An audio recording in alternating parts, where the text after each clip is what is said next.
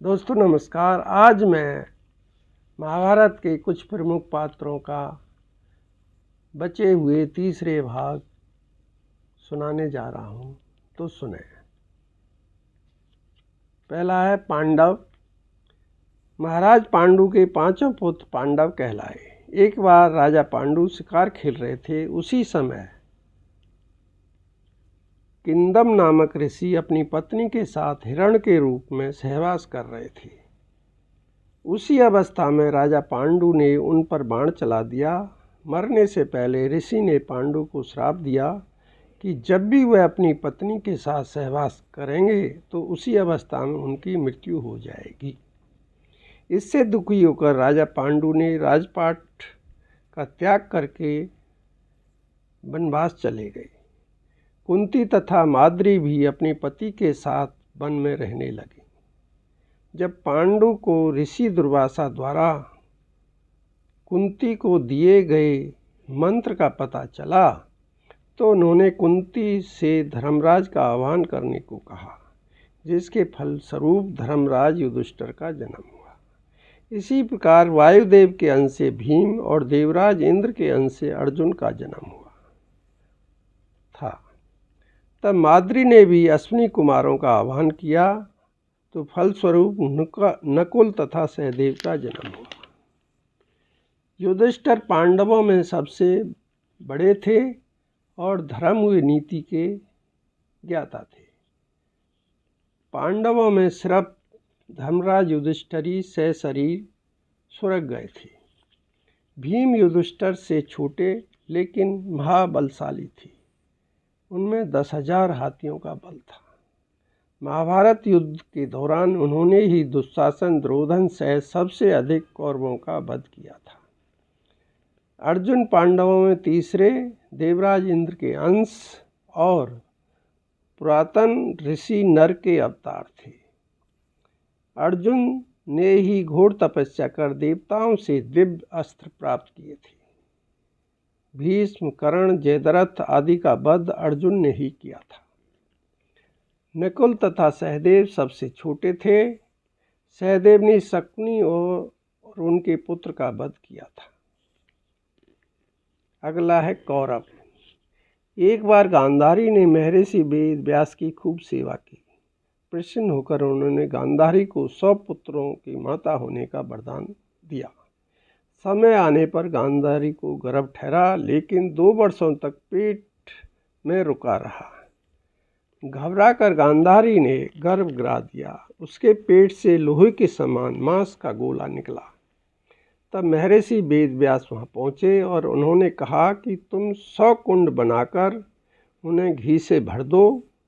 इसके बाद महर्षि ने गांधारी को इस मांस के गोले पर ठंडा जल छिड़कने को कहा। जल छिड़कते ही उस मांस के 101 टुकड़े हो गए। महर्षि की बात मानकर गांधारी ने सभी टुकड़ों को घी से भरे कुंडों में एक एक कर रख दिया। फिर महर्षि ने कहा कि इन कुंडों को 2 वर्ष बाद खोलना। समय आने पर उन कुंडों से पहले दुर्योधन का जन्म हुआ और उसके बाद अन्य गांधारी पुत्रों का जन्म हुआ। इस प्रकार 100 पुत्रों के बाद एक पुत्री का भी जन्म हुआ।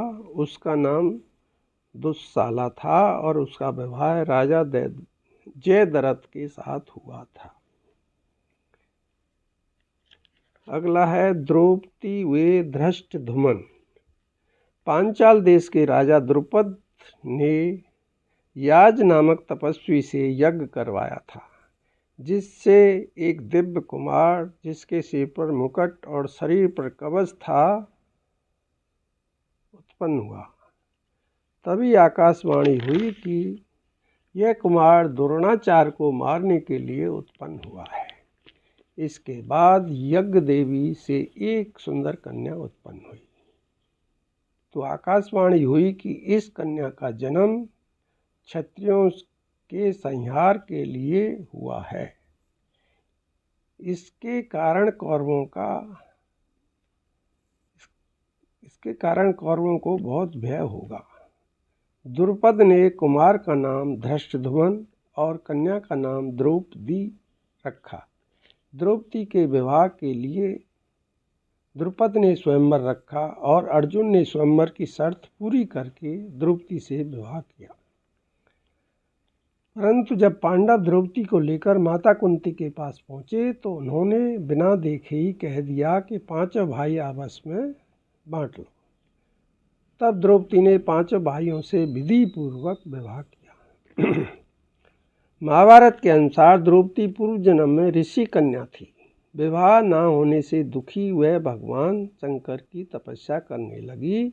भगवान शंकर ने तपस्या से प्रसन्न होकर दर्शन दिए और वर मांगने को कहा तो अधीरतावश उसने 5 बार कहा कि मैं सर्वगुण संपन्न पति चाहती हूँ।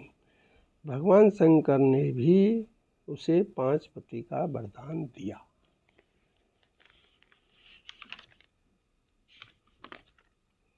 अगला है कुंती तथा माद्री।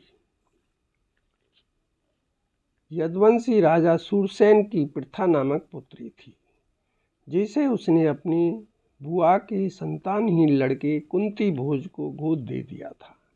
कुंती भोज ने उसका नाम कुंती रखा। विवाह योग्य होने पर स्वयंवर में कुंती ने राजा पांडु को वरमाला डालकर अपना पति चुना। कुंती के अलावा पांडु की एक और पत्नी थी जिसका नाम माद्री था, जो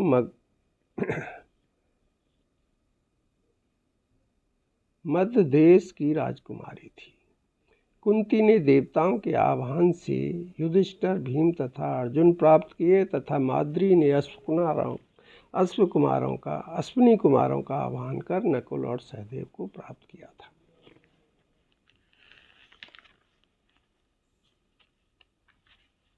दोस्तों, यह था महाभारत के प्रमुख 18 पात्रों का अंतिम और तीसरा भाग। यदि आपको अच्छा लगा हो तो YouTube में जाकर चैनल को सब्सक्राइब, लाइक और शेयर कर दें। धन्यवाद।